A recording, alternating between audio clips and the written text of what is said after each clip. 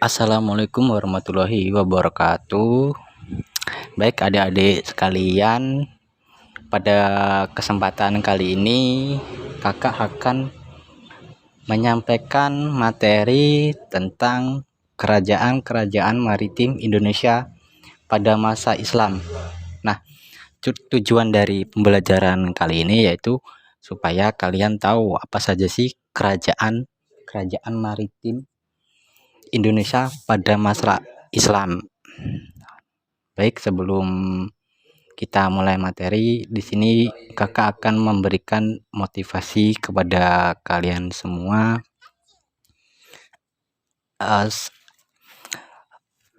Tetap semangat belajar, jangan menyerah walaupun lagi pada masa pandemi COVID-19 ini. Intinya kakak pengen adik-adik sekalian tetap semangat belajarnya, begitupun juga kakak, walaupun pembelajaran daring kali ini ya mungkin ada beberapa yang terkendala sinyal ataupun yang lainnya. Baik, kita masuk saja ke materi pembelajaran kita hari ini, kerajaan-kerajaan maritim Indonesia pada masa Islam. Yang pertama yaitu kerajaan maritim yang bercorak Islam. Masuknya agama Islam di Indonesia masih diperdebatkan oleh para ahli hingga saat ini. Agama Islam diperkirakan masuk pada saat agama Hindu-Buddha berkembang pesat di Indonesia.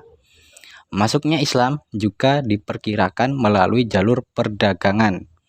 Posisi strategis yang membuat Indonesia memudahkan Islam menyebar cepat melalui bandar-bandar perdagangan mulai dari pesisir Sumatera, Jawa, Sulawesi, dan Maluku.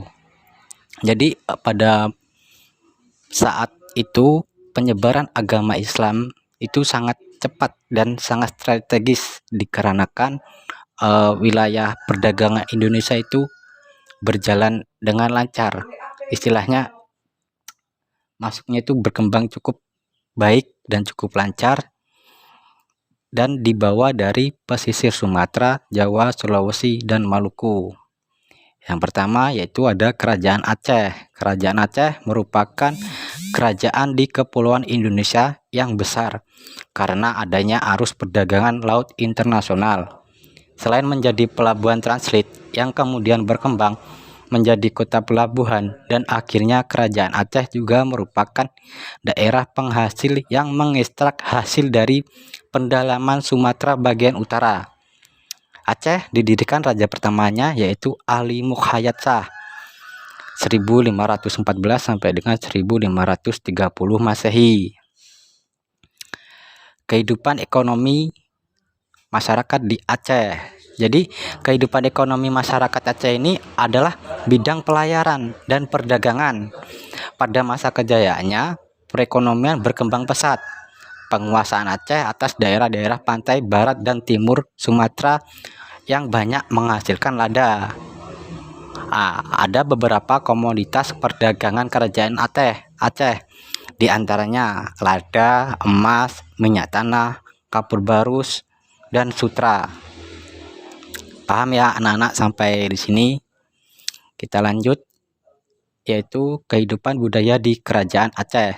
Selain di bidang perekonomian, pengaruh letak yang strategis membuat kehidupan sosial budaya di Kerajaan Aceh tumbuh pesat. Hal ini disebabkan karena interaksi dengan orang-orang luar seperti pedagang-pedagang dari Timur Tengah dan Eropa. Yang selanjutnya, yang kedua yaitu Kerajaan Demak.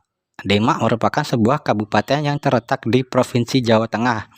Kabupaten Demak memiliki akar sejarah panjang yang dimulai dengan berdirinya Kerajaan Demak sebagai kerajaan Islam pertama di Pulau Jawa. Jadi kerajaan Islam yang pertama di Pulau Jawa yaitu Kerajaan Demak.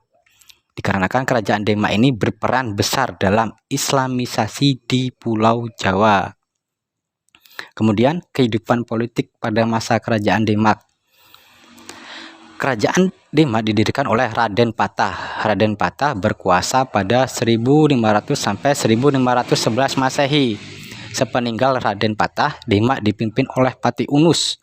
Patiunus sangat terinspirasi oleh Gajah Mada untuk menjadikan Demak sebagai kerajaan maritim terbesar di Indonesia, seperti halnya dengan kerajaan Majapahit.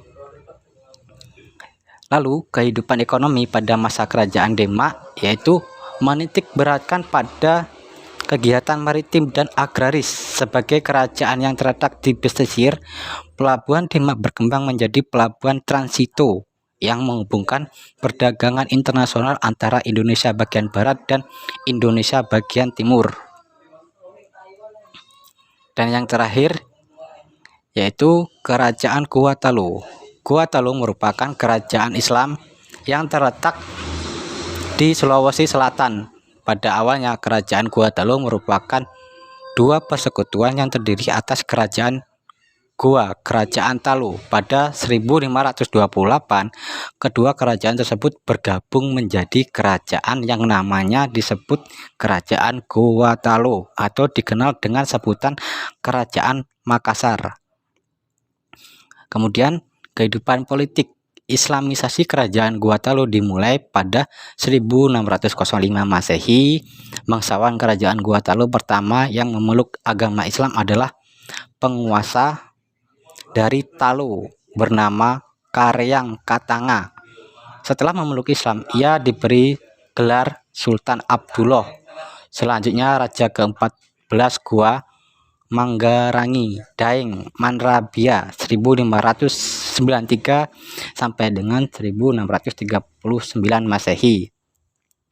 Kemudian kehidupan ekonomi. Sebagai kerajaan terbesar di Sulawesi, Gua Talu berperan penting dalam kegiatan ekonomi wilayah Indonesia bagian timur. Kedekatan geografis dengan Kepulauan Maluku menyebabkan kerajaan Gua Talu menjadi pintu gerbang perdagangan rempah-rempah. Oke, sampai sini mudah-mudahan adik-adik sekalian cukup paham ya yang Bapak sampaikan tadi sebelumnya. Masih semangat belajarnya kan ya? Kita lanjut. Kehidupan sosial. Kehidupan masyarakat Gua Talu terkait dengan norma yang mereka anggap sakral.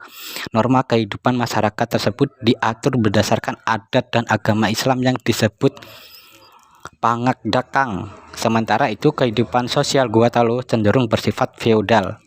Dan yang terakhir yaitu kehidupan budaya. Budaya masyarakat Gua Talu berkaitan dengan kegiatan perdagangan dan pelayaran.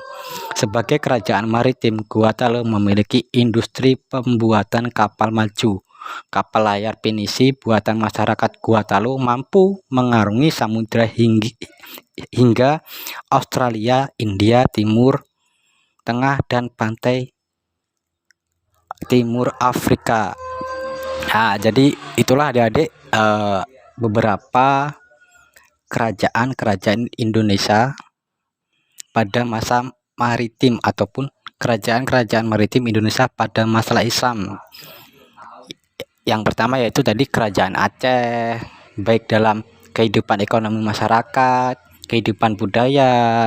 Kemudian kerajaan Demak itu kehidupan politik, kehidupan ekonomi, kerajaan dan kehidupan sosial.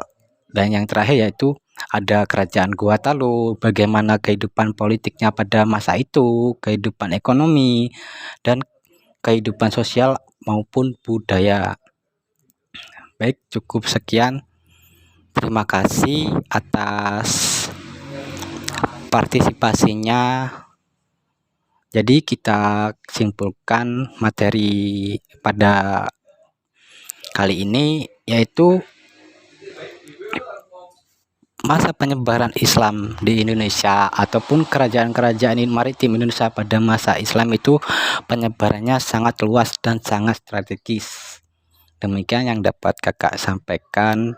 Semoga bermanfaat bagi adik-adik sekalian. Kakak akhiri, wabillahi taufik walhidayah. Wassalamualaikum warahmatullahi wabarakatuh.